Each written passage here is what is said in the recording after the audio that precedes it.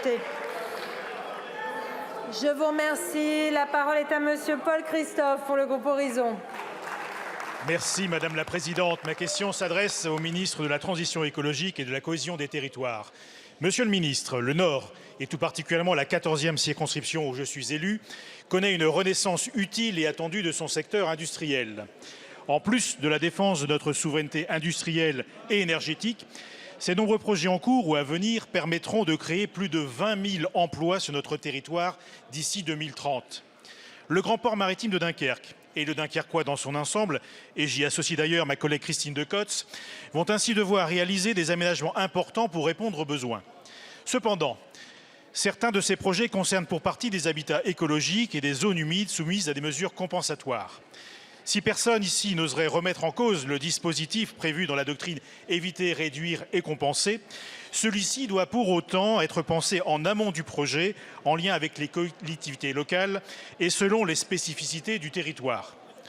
Selon une lecture de la législation actuelle, le grand port maritime de Dunkerque devrait, pour réaliser ses travaux, compenser en achetant plus de 1500 hectares de terres agricoles, pour dire autrement, près de 1500 terrains de football. Si tel était le cas, cela aurait bien évidemment des conséquences désastreuses et inacceptables pour nos agriculteurs. Je dis bien inacceptables.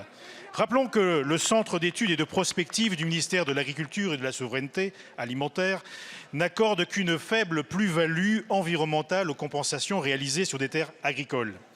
Aussi, Monsieur le Ministre, face aux défis que représentent ces mesures compensatoires, tant pour les acteurs économiques qu'agricoles, aujourd'hui à Dunkerque, demain à l'horizon du Havre, cher à ma collègue Agnès Firmin-Le-Bodo, comment comptez-vous apprécier l'expression de ces mesures compensatoires sans mettre à mal l'activité agricole et nos objectifs de souveraineté alimentaire? Je vous remercie. Je vous remercie. La parole est à Monsieur Christophe Béchu, ministre de la Transition écologique, de la cohésion des territoires. Merci Madame la Présidente, Monsieur le député Paul Christophe.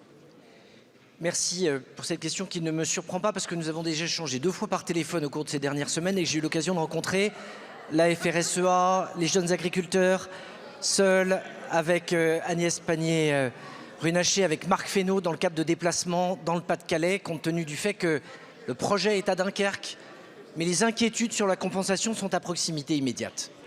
Quand on sait que la taille moyenne des exploitations agricoles aux alentours de ce grand port, c'est 60 hectares, on mesure qu'au-delà de l'inquiétude en chiffres, il y a une inquiétude énorme sur le nombre de sièges d'exploitation qui pourraient être touchés. D'abord rappeler, et je l'ai fait à l'occasion d'un courrier le 23 février et au préfet de région et au président du grand port, que la compensation c'est à la fin d'un processus dans lequel on commence par éviter et par réduire. Et il y a nécessairement des marges vu la taille du projet dont nous parlons. Qu'on fasse de la réindustrialisation pour des raisons de souveraineté, qu'on le fasse pour des raisons économiques, qu'on le fasse y compris pour des raisons écologiques pour éviter de faire venir du bout du monde des choses que nous pourrions produire ici, tout le monde est d'accord. Mais si à la fin, c'est l'agriculteur et les agriculteurs qui payent l'addition, ce que nous aurons gagné en souveraineté industrielle, nous l'aurons perdu en souveraineté alimentaire. La nouveauté, c'est qu'au cours de ces dernières années, nous n'avions pas été confrontés à des projets d'une telle ampleur en taille. Ce qui se joue à Dunkerque va donc, y compris, doit nous servir à définir une doctrine pour le reste de la France, puisque l'ensemble des ports de ce pays vont être concernés par les projets dits d'importance stratégique dans le cadre du ZAN. Donc, à court terme, c'est bien la mise en œuvre de éviter et réduire. À moyen terme, c'est la stratégie foncière.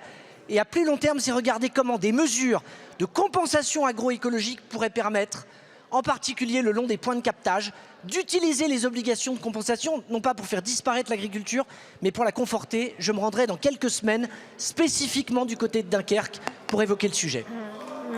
Merci beaucoup, Monsieur le Ministre. La parole est